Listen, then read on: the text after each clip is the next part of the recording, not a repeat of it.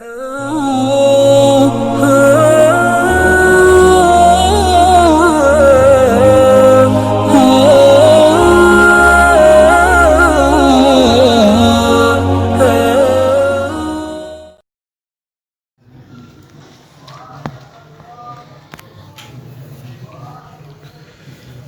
باللہ من الشیطان الرجیم بسم اللہ الرحمن الرحیم الا غور سے سنو ان اولیاء اللہ بے شک اللہ پاک کے دوست لا خوف علیہم نہ خوف ہے ان پر ولا هم یحزنون اور نہ وہ غمگین ہوں گے الذین آمنوا وہ لوگ جو ایمان لائے وکانوا یتقون اور بچتے رہے لہم البشری ان کے لیے خوشخبری ہے فی الحیات الدنیا دنیا کی زندگی میں وفی الآخرت اور آخرت میں لا تبدیل لکلمات اللہ کوئی بدلنا نہیں ہے اللہ پاک کی باتوں کے لیے ذالک هو الفوز العظیم یہی بڑی کامیابی ہے ان دو آیات میں تین آیات میں اللہ تبارک و تعالی نے اولیاء اللہ سے متعلق ذکر فرمایا ہے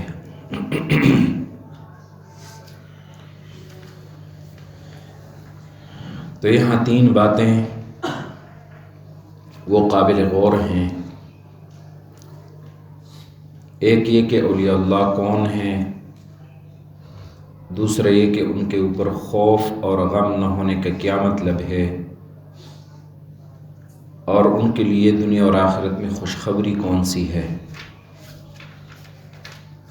یہ تینوں باتیں اپنی اپنی جگہ سمجھنی وہ ضروری ہیں اولیاء اللہ کون ہیں ان کے بارے میں خود اللہ پاک نے یہاں فرمایا الذین آمنوا وکانوا یتقون جو ایمان اور تقوی والے ہوں وہ اولیاء اللہ ہیں ایمان تو شرط لازم ہے ایمان کے بغیر تو نجات ہے ہی نہیں پھر اس کے بعد تقوی ہے بچنا تقوی کے درجات ہیں سب سے بڑا درجہ کفر اور شرک سے بچنا اس کے بعد کبیرہ گناہوں سے بچنا اس کے بعد صغیرہ گناہوں سے بچنا اس کے بعد مشتبہات سے بچنا اور اس کے بعد ایسی باتیں جو ہو مباح لیکن ان کی کثرت آدمی کو غفلت میں ڈالے تو ایسی جائز باتوں سے بھی بچنا تو یہ درجے ہیں تقوی کے تو ضروری ہے کہ جو آدمی اللہ کا ولی ہو تو پہلے نمبر پر وہ پکا مومن ہو اللہ جل جلالہ کی ذات پر صفات پر مغیبات پر اس کو کامل یقین ہو اور پھر وہ تقوی دار ہو اللہ جل جلالہ کی حرام کردہ چیزوں سے بچنے والا ہو اور احادیث میں اور اولیاء کرام کی ارشادات میں بھی اولیاء اللہ کے بارے میں صفات اور نشانیاں جو آئی ہیں تو ان کا حاصل بھی تقوی ہے اور یا تقوی کا اثر ہے ایک حدیث میں آیا اولیاء اللہ کے بارے میں کہ اذا رؤوا ذکر اللہ جب آپ ان کو دیکھیں تو آپ کو اللہ پاک یاد آ جائے تو یہ ان کے اوپر تقوی کا اثر ہوتا ہے اور وہ خود اللہ پاک کے ذکر میں ایسے مستغرق ہوتے ہیں کہ اس ذکر کا ان کے اوپر اثر ہوتا ہے تو جب آدمی ان کو دیکھے تو اللہ پاک یاد آ جائے تو وہ لوگ اولیاء اللہ ہوتے ہیں عوام الناس جو ان پڑھ ہوتے ہیں، جاہل ہوتے ہیں، شریعت کے علم سے دور ہوتے ہیں، تو وہ لوگ اولیاء اللہ ایسے لوگوں کو سمجھتے ہیں جو گھر بار چھوڑ دیں، کسی گوشے میں، کونے میں، چاہے مسجد میں یا کسی مزار اور دربار میں یا کسی غار میں تنہائی اختیار کر لے، دنیا کو ترک کر دے، دنیا کو چھوڑ دے، بیوی بچوں کو چھوڑ دے، دنیا کے کسب کو چھوڑ دے، تو ایسے لوگوں کو وہ اولیاء اللہ سمجھتے ہیں۔ اور خاص طور پر جب ان سے کوئی کشف کرامت ظاہر ہو، کوئی پیشن گوئی کی اور وہ سچی ثابت ہو گئی، تو عوام الناس ایسے لوگوں کو اولیاء اللہ سمجھتے ہیں۔ حضرت مفتی محمد شفیع صاحب رحمۃ اللہ علیہ فرماتے ہیں کہ اس طرح کے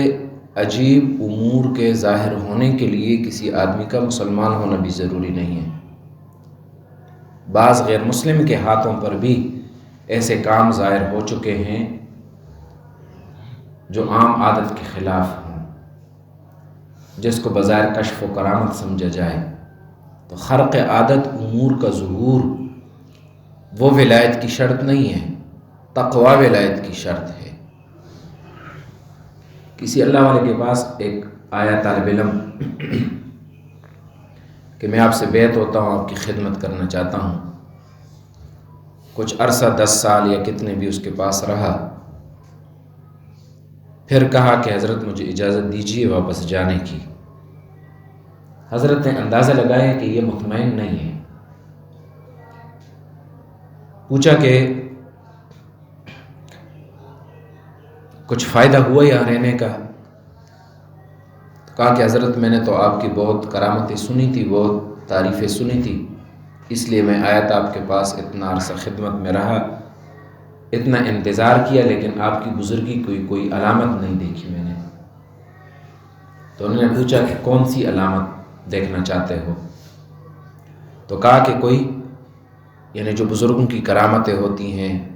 ایسی کوئی، یعنی عوام الناس جس کو کہتے ہیں، مسلح کے اوپر آدمی بیٹھ کر ہوا میں اڑے، یا پانی کے اوپر چلے، یا پانی کو دم کر کے دودھ بنائے، پتھر کو دم کر کے سونا بنائے، تو وہ اس طرح کی کسی علامت کے انتظار میں تھا۔ تو بزرگ نے بتایا کہ جتنا عرصہ آپ میرے پاس رہے، آپ نے کہیں دیکھا ہے کہ میں نے اللہ پاک کے حکم کے خلاف کوئی کام کیا ہو، نبی علیہ السلام کی سنت کے خلاف کوئی کام کیا ہو؟ تو کہا حضرت یہ تو نہیں دیکھا۔ تو فرمایا یہی تو بزرگی ہے، یہی تو کرامت ہے۔ الاستقامت فوق الف کرامت، اللہ کے حکم پر، شریعت کے اوپر پابند رہنا، مستقل مزاج رہنا، یہ 1000 کرامتوں سے بڑھ کر ہے۔ تو اللہ تبارک و تعالی نے بھی اولیاء اللہ کی پہچان 2 لفظوں میں، الذین آمنوا وکانوا یتقون، ایمان ہو اور تقوی ہو، یہ 2 چیزیں حاصل ہوں تو یہ ولایت ہے۔ جس طرح تقوی کے درجات ہیں، اس طرح ولایت کے بھی درجات ہیں۔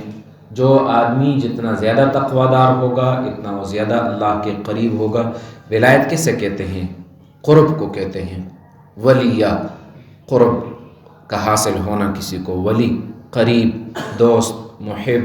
محبوب، اس معنی میں ولی استعمال ہوتا ہے۔ تو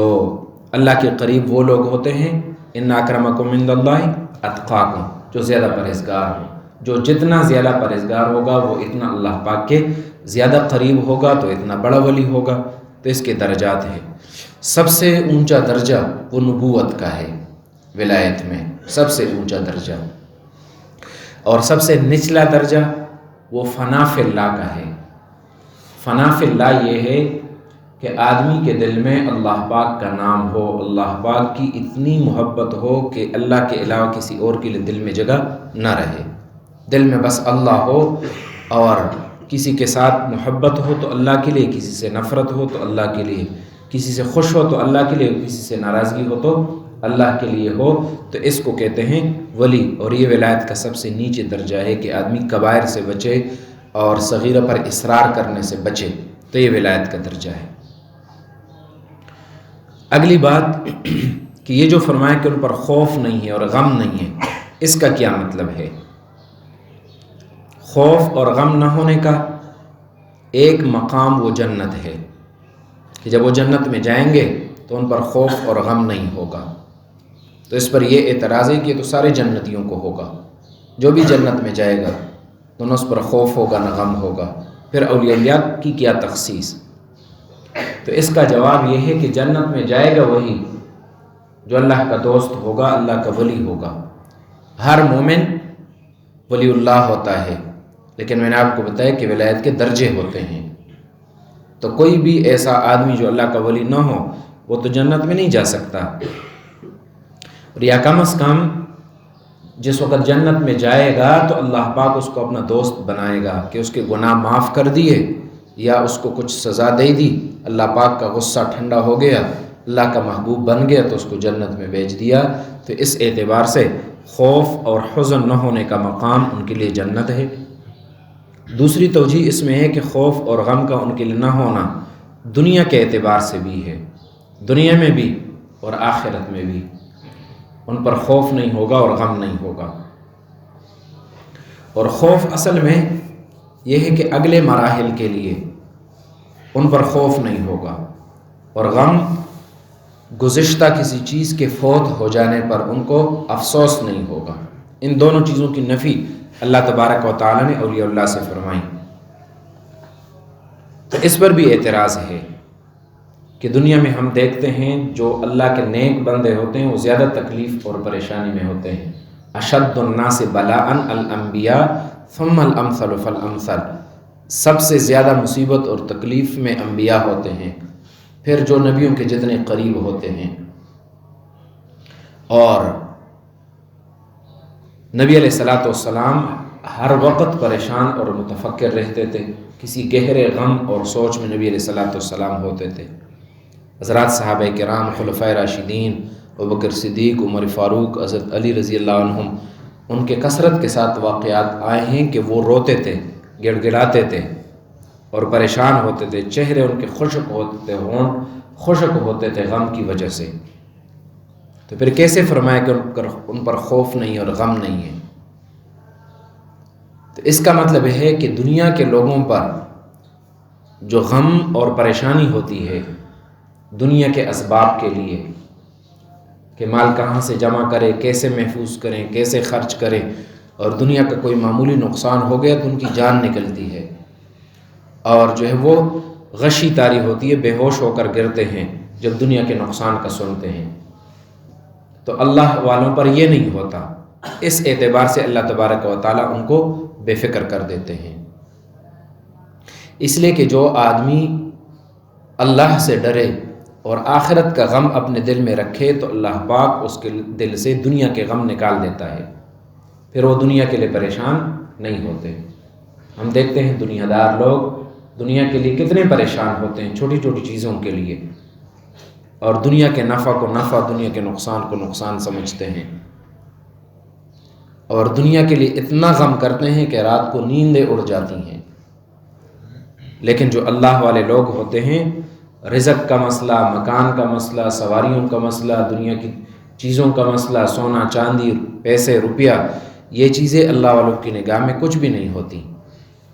اور وہ ایسی چیزوں سے نفرت کرتے ہیں، دور بھاگتے ہیں، ہاتھ نہیں لگاتے۔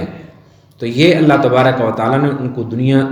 کی چیزوں سے بے خوف اور بے غم کر دیا ہے، اور چونکہ آخرت کے لیے وہ تیاری کرتے ہیں تو غم ان کو ہوتا ہے، لیکن جس وقت موت آتی ہے تو ان کے پاس فرشتے آ جاتے ہیں اور ان کو خوشخبری دیتے ہیں کہ تم پر آخرت میں کوئی غم نہیں ہے،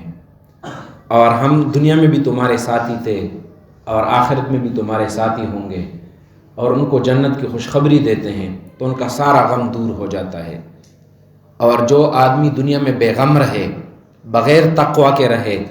تو وہ آدمی جب اس کو موت آتی ہے تو ساری دنیا کے غم اور آخرت کے غم اس کے دل پر بار ہو جاتے ہیں۔ جس وقت روح نکلتی ہے تو دنیا کے سارے نقشے سامنے آ جاتے ہیں، بیوی کے چھوٹ جانے کا، بچوں کے چھوٹ جانے کا، مال جائیداد کے پیچھے رہ جانے کا، اس کے پہاڑ اوپر